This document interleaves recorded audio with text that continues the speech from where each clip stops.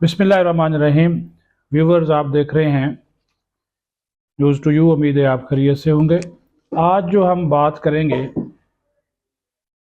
वो करेंगे लाहौर के हवाले से। वहाँ पे सूरत हाल बड़ी इंटरेस्टिंग हो गई है। इंटरेस्टिंग इस वजह से हो गई कि वहाँ पे जो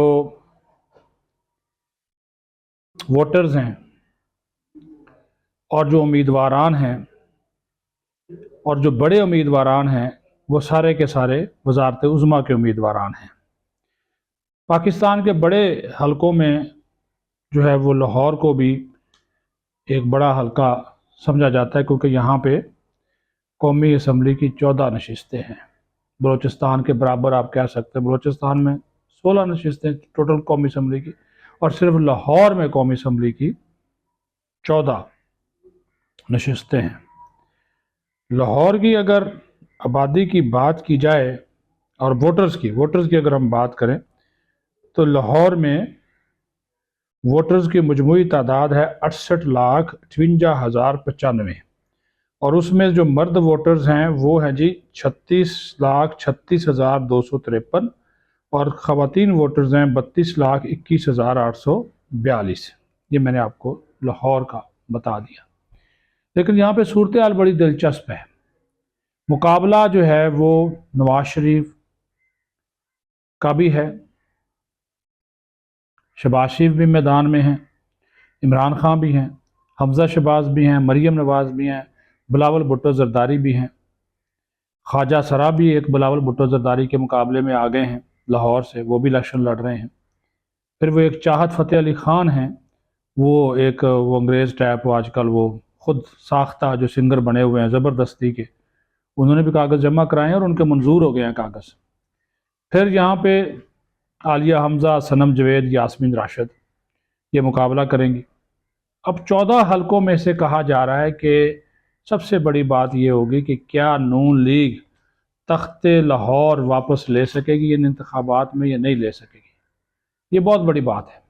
ये एक बहुत बड़ा चैलेंज है इनके लिए, और इस चैलेंज को अबूर करना इनके लिए एक बहुत बड़ा इस वजह से भी होगा कि ये देखिए कि अगर आप इस चैलेंज को अबूर नहीं करते तो फिर जो है वो मुश्किलात आपके लिए बढ़ जाएंगी। जिस तरह मैंने आपको बताया कि ये आसान नहीं होगा इनके लिए यहाँ से जीतना, कामयाबी हासिल करना सारी की सारी नशिस्तों के ऊपर, क्योंकि जो वहाँ पे एक नून लीग के अंदर लड़ाई शुरू हो गई है हलकों के हवाले से, नवाज शरीफ ने उसको भी परेशान कर रखा है। अयाज सादक जो NA 120 सिलेक्शन लड़ना चाहते हैं, वहाँ पे शेख रुहेल असगर भी इलेक्शन लड़ना चाहते हैं। हालांकि शेख रुहेल असगर का पहला हलका NA 121 था, और उसकी वजह से वहाँ पे मुश्किल है नवाज शरीफ को वहाँ पे किसको टिकट दें किसको नहीं। गो के तहरीक इंसाफ के जो उम्मीदवारान हैं, पोटेंशियल उम्मीदवारान हैं, उनके कागजात नामजदगी मुस्तरद हो रहे हैं या उनके लोग गिरफ़्तार हो रहे हैं। तईद कुनिंदगान या तजवीज़ कुनिंदगान वो सानिया 9 मई में मुलव्वस होने की वजह से उनकी शामत आई हुई है, क्योंकि वो पहले तो निकलते नहीं थे। तो अब वो जो निकलते हैं तो चूँकि वो 9 मई के वाक़यात में मुलव्वस हैं तो उनकी वो पकड़ दकड़ का सिलसिला जो है वो शुरू है। अगर हम बात करें, क्योंकि यहाँ पर जिस तरह मैंने बताया कि सनम जवेद ख़ान, जिनकी पिछले दिनों वो 3 MPO के तहत इनको नज़रबंद करने लगे थे, तो वो उनको अब उन्होंने छोड़ दिया, रिहा कर दिया। खदीजा शाह भी निकल आई हैं। उनका मुकाबला सनम जवेद का मरीम नवाज़ से होगा। अब मरीम नवाज़ जो है वो कौमी असम्बली के 2 हलकों से इलेक्शन लड़ रही हैं। वो NA 119 से भी उम्मीदवार है और NA 120 से भी उम्मीदवार हैं। ठीक है जी। और NA 119 में उनका मुकाबला जो है वह सनम जवेद से है, अलीम खां से। अलीम खां से कोशिश की जा रही है कि वहाँ पे सीट एडजस्टमेंट जो है वो हो जाए। अगर हम बात करें, को शदरा से शुरू हो जाता है लाहौर का सारा इलाका। अगर हम बात करें शादरा की, तो वहाँ पे NA जब शुरू होता है 117, तो वहाँ पे मलक रियाज हैं मुस्लिम लीग नून के, एजाज भुट्टर है PTI के, अलीम खान है वहाँ पे इस्तेहकाम पाकिस्तान पार्टी के।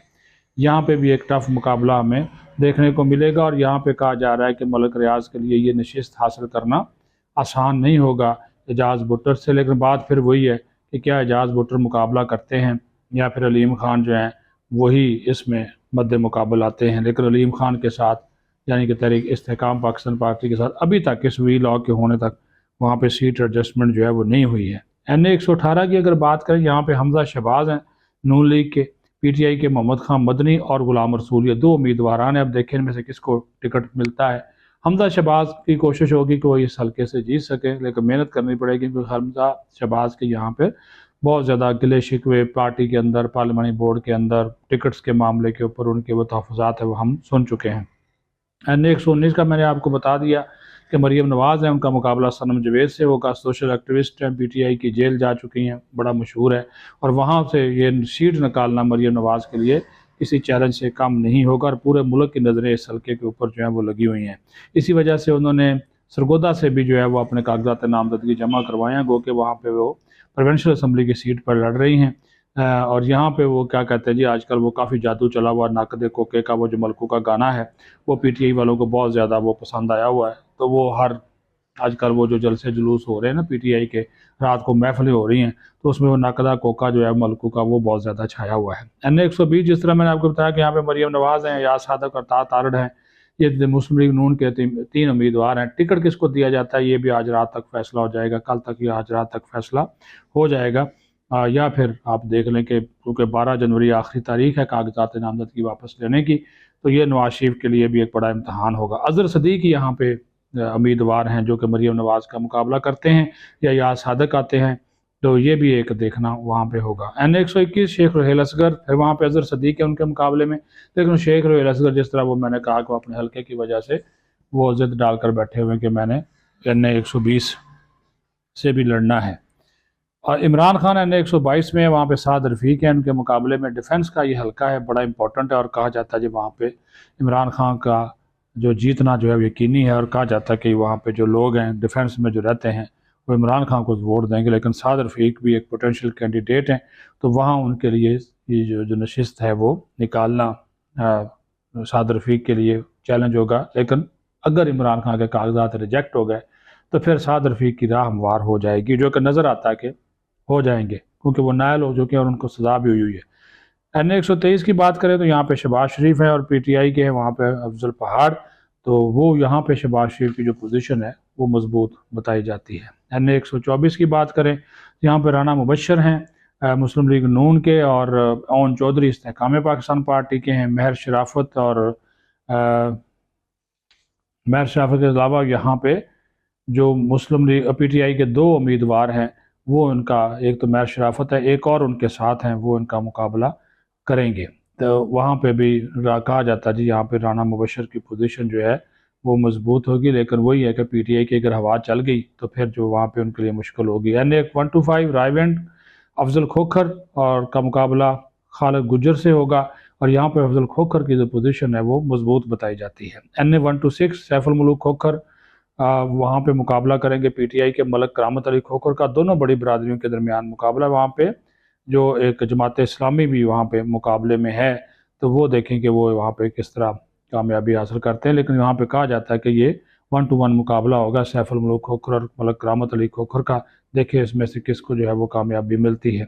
NA 127 की बात करें, यहाँ पे जो मरहूम MNA थे परवेज़ मलक, उनकी अहलिया शाइस्ता परवेज़ मलक भी मैदान में है, अली परवेज़ मलक भी है, लेकिन यहाँ पे बिलावल भुट्टो जरदारी और लतीफ़ खोसा भी मुकाबले में, और एक ख्वाजा सरा जो है वो भी बिलावल भुट्टो का मुकाबला करने के लिए मैदान में उतर आया है।